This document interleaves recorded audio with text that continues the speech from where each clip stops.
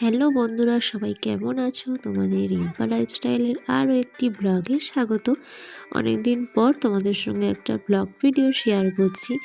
আশা করি তোমাদের ভিডিওটা দেখতে ভালো লাগবে। তোমরা আমার গলার আওয়াজ শুনে নিশ্চয়ই বুঝতে পারছো আসলে আমার একটু ঠান্ডা লেগেছে, তবু একটু অ্যাডজাস্ট করে নিও বন্ধুরা। সবাই কেমন আছো বলো। অনেকদিন পর একটা ভিডিও নিয়ে চলে আসলাম। দেখো, স্নান সেরে আসলাম সবে। স্নান করে এবার চুল টুল একটু আঁচড়ে নিচ্ছি। তারপরে দেখো চুলটা একটু ভালো করে আঁচড়ে নিচ্ছি। আর তোমরা অনেক দিন ধরে দেখো দেখতে চাইছিলে আমার ব্লগ ভিডিও।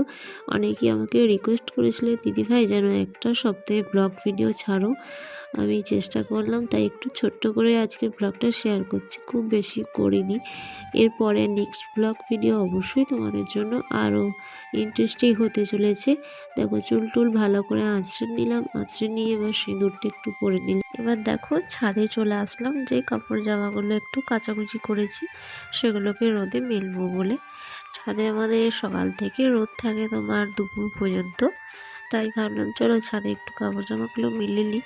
ছাদে এবার কাপড় জামাগুলো সমস্ত মিলে নিচ্ছি। আর তোমরা কি কোথা থেকে আমার ব্লগটা দেখছো অবশ্যই আমাকে একটু কমেন্টে জানিও, আমারও ভালো লাগবে তোমাদের কমেন্টগুলো পড়তে।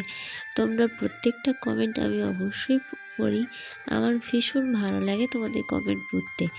আর প্রচণ্ড দেখছো ঠান্ডা পড়ে গেছে, ঠান্ডায় আসলে গলাটাও বসে গেছে, তার জন্য একটু কষ্ট হচ্ছে কথা বলতে। যাই হোক, তোমাদের ওইদিকে কেমন ঠান্ডা পড়েছে বন্ধুরা অবশ্যই আমাকে একটু বলো। আমাদের কিন্তু বর্ধমানে প্রচুর ঠান্ডা পড়েছে। আর সবাই একটু সাবধানে পারলে থেকো, বাচ্চাদের তো ভীষণ সাবধানে রাখতে হবে। ঠান্ডাটা ভীষণ পড়ে গেছে আসলে আমাদের এদিকে তো ভীষণ ঠান্ডা। কাজ করতে করতেই দেখো বন্ধুরা তোমাদের সঙ্গে আমি গল্প করে নিচ্ছি।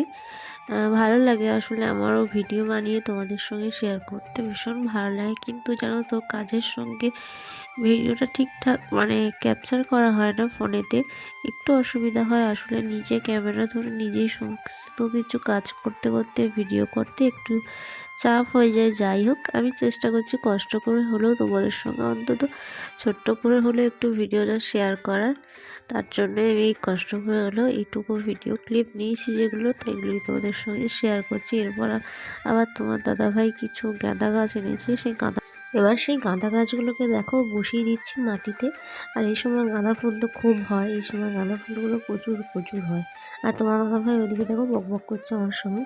আর একটু বাগানটাকে বললাম যে একটু ঘুরে দেখিয়ে দাও, আমাদের ফুলের যে কটা গাছ আছে সব গাছে কোনো ফুল আসেনি, তার জন্য পুরোটা দেখায়নি। যে কটা গাছে ফুল এসেছে সে কটাই দেখিয়েছি। আর বাকি গাছগুলো যখন ফুল ফুটবে অবশ্যই তোমাদের সঙ্গে পুরো গাছগুলো শেয়ার করবো। আমাদের কী কী গাছ আছে ছাদে ফুল গাছ দেখো, খুব সুন্দর। এই গোলাপের কালারটা আমার ভীষণ ভালো লাগে। 3 রকম গোলাপ আছে, একটা খুব বড় রেড কালারের গোলাপ হয়, একটা রেডের আর হোয়াইটের মিশ্রণে এই ধরনের একটা ফুল হয় গোলাপ।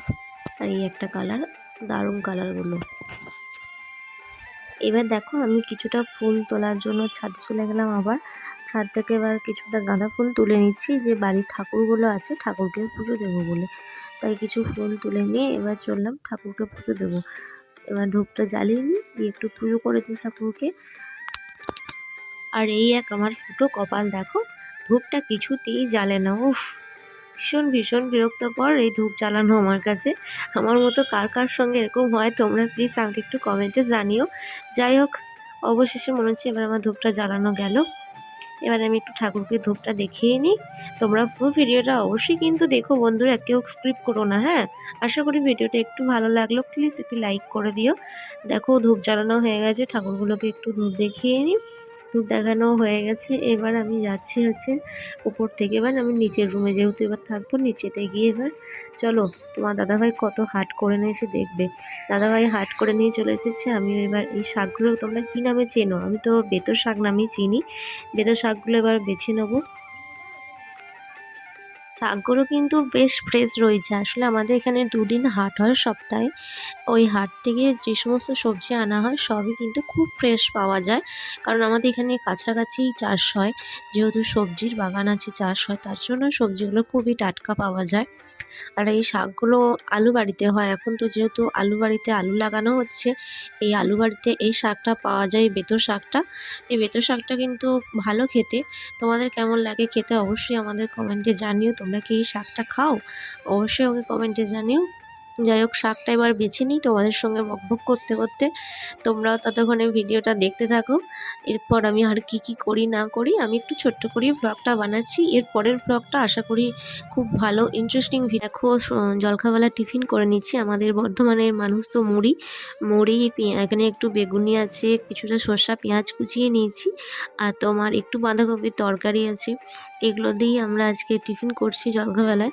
আমার ভীষণ ভালো লাগে। তারপরে দেখো খাওয়া দাওয়া করে নিলাম। এবার আমাদের দুপুরে আজকে কী রান্না হয়েছে সেটা তোমাদের সঙ্গে ভালো একটু ভিডিও শেয়ার করি। আজকে খুব আমার পছন্দের রান্না হয়েছে দুপুরে। আজকে দুপুরে রান্না হয়েছে ইলিশ মাছের সর্ষে বাটা দিয়ে ইলিশ মাছের ঝাল, ইলিশ মাছের মাথা দিয়ে একটা ঘন্ট হয়েছে, আর ইলিশ মাছের তেল আর আলু সেদ্ধ মাখা।